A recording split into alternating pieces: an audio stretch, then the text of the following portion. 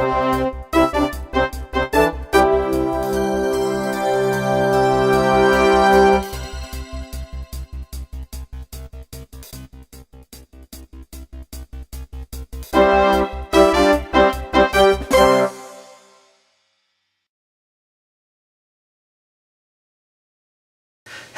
out there, this is Wake Angel 2001 coming at you with a review of Titan's Return Windblade with Scorchfire. This figure was never available in any store anywhere near where I lived. I checked 3 different Toys R Us's, 2 Kmart's, and a Target. Nobody had this thing in stock. I am convinced that all of the local toy stores where I live have simply skipped her wave. And it's not, like, sometimes this happens because, like, the last wave of a series will sometimes be skipped because they want to make sure there's peg space for when the next exciting wave comes out. And maybe because we already have the movie stuff that came in and the cartoon stuff that's already there. Maybe the stores just didn't have the shelf space to dedicate to the Generations line. Although, if you ask me, they should prioritize the Generations line if anything else, because that's technically the main line. Although, I guess from a sales perspective, the movie and the cartoon would be more popular among kids, I suppose, if you want to go all mainstream. But I can't help but notice a repeated pattern from a couple years ago, is that the wave that they chose to skip happens to be a wave with the girl in it.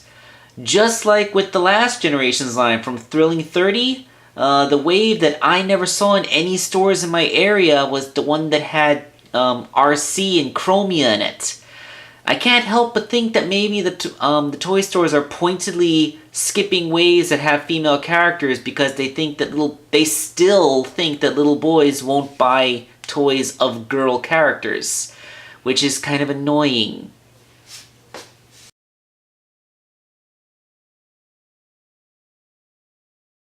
So here is Windblade compared with the original Generations one, which is not the Takara one, and I did no repainting, so it's the original color scheme and everything.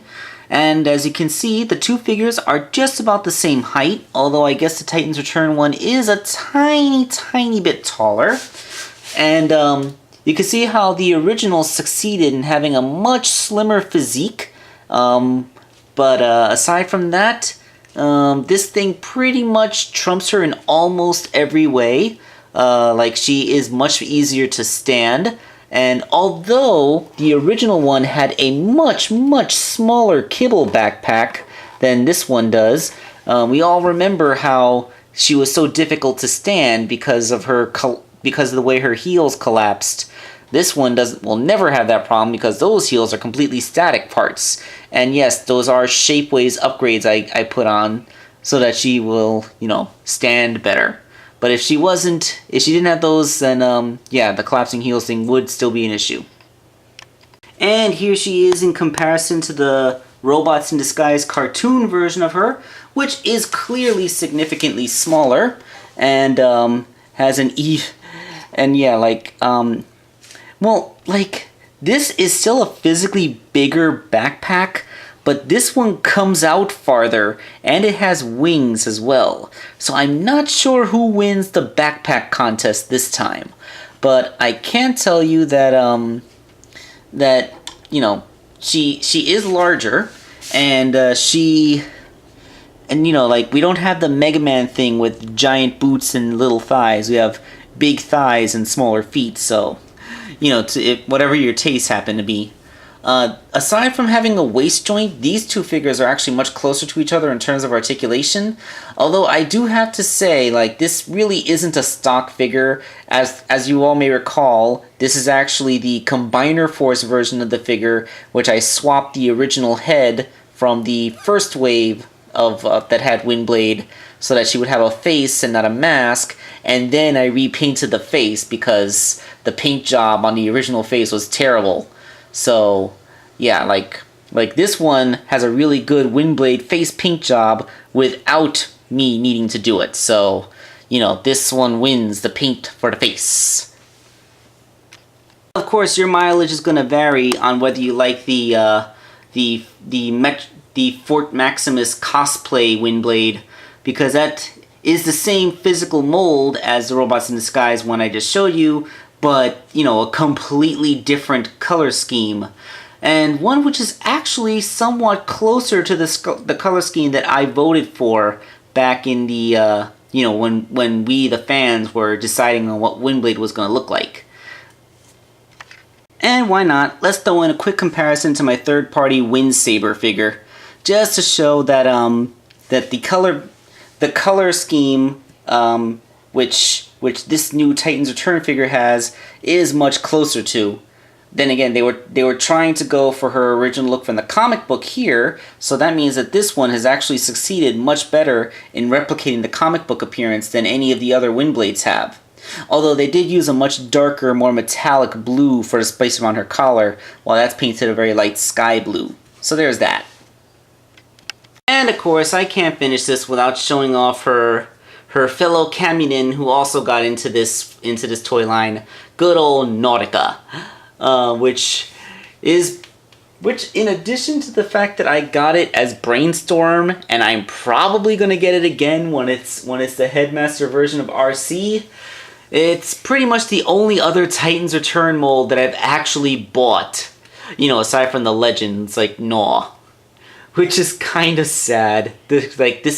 Almost this entire series passed me by and I barely bought any of the toys from it.